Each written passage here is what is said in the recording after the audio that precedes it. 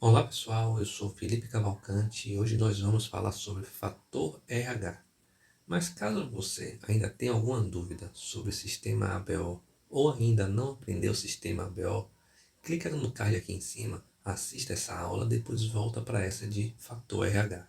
Em 1940, os cientistas Carl Landstein e Alex Wiener estudavam o sangue do macaco rhesus e resolveram fazer transfusões de sangue desses macacos para coelhos.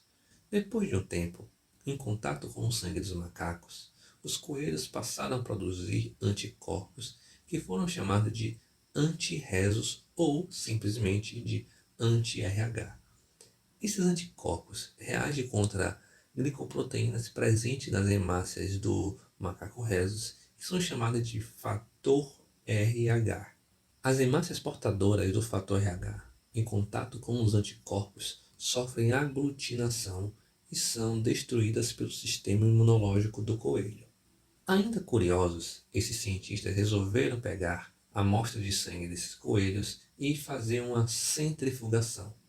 Após essa centrifugação, separou-se a parte sólida do sangue do plasma, que é a parte líquida, e no plasma foi encontrado o anticorpo anti-RH. Com o anti-RH isolado, os cientistas pegaram amostras de sangue de seres humanos, levaram para o laboratório para fazer alguns experimentos. Expuseram esse sangue em lâminas para serem observados ao microscópio após o contato com o anti-RH oriundo do plasma dos coelhos. Eles perceberam que algumas gotas de sangue levadas ao microscópio misturadas ao anti-RH não havia nenhuma reação. Portanto, eles classificaram aquele sangue como RH negativo, pois na superfície dessas hemácias não existia um fator RH que pudesse reagir com o anticorpo anti-RH. Agora, em outro grupo de hemácias, observou-se a aglutinação, e a interpretação foi que, na superfície dessa hemácia, existe o fator RH que reage com o anticorpo anti-RH. Portanto, essas pessoas foram classificadas como RH positivo. Os genes envolvidos na produção do fator RH, eles estão localizados no par de cromossomos 1 e são de dois tipos, um alelo dominante e um alelo recessivo.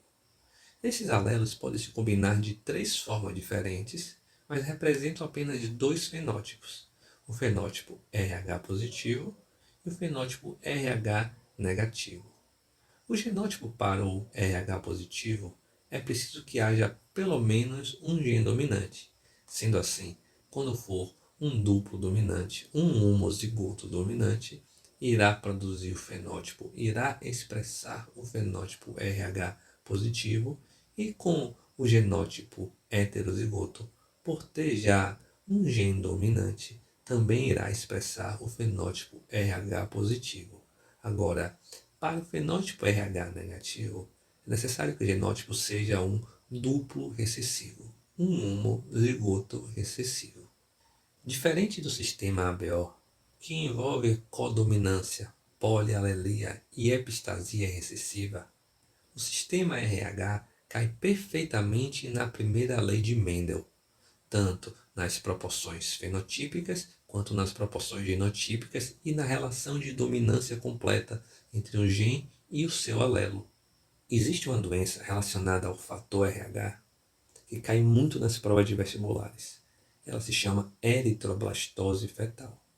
A eritroblastose fetal acontece quando uma mulher gestante de RH negativo, ou seja, homozigota recessiva, em sua primeira gestação, está lá com um bebê de RH positivo. Imagine que, apesar de haver troca de nutrientes entre o bebê e a mãe, não há troca de hemácias, não há troca de componente sanguíneo. Mas com o parto, existe a passagem de hemácias RH positivo do filho para a mãe. Com a presença desse RH positivo, essa mãe que não tem ainda o anticorpo anti-RH passa a produzir e a ser sensibilizada. Essa sensibilização gera então a produção de anticorpos e células de memória que irão produzir anticorpo anti-RH assim que for preciso. Caso essa mulher RH negativo em uma segunda gestação, quando ela já estiver sensibilizada quanto ao fator RH, estiver esperando um filho RH positivo, poderemos ter problemas. Quais seriam esses problemas?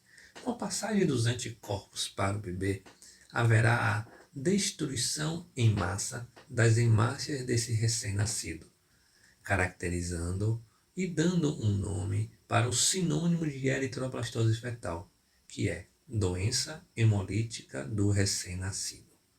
Essa lise, essa quebra massiva de hemácias do recém-nascido, faz com que a medula óssea dessa criança libere no sangue hemácias jovens, que nós chamamos de eritroblastos.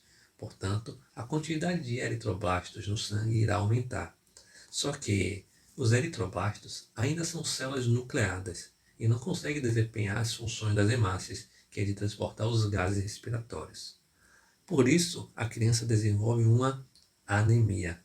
E com a destruição das hemácias por parte do baço, irá haver a produção de substâncias como bilirrubina, que vão gerar uma icterícia. A criança ficará com a pele amarelada.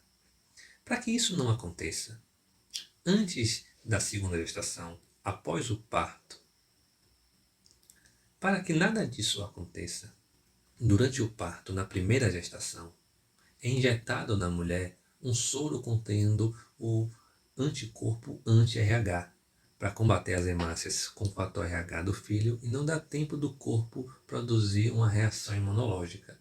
Dessa forma, ela pode ter uma gestação normal e não levar problemas à sua criança. Agora, se a mulher for RH positivo, não importa se o filho for positivo ou negativo para fator RH, que não haverá a produção de anticorpos anti-RH e em nenhuma das gestações irá haver um risco de eritroblastose fetal ou doença hemolítica do recém-nascido.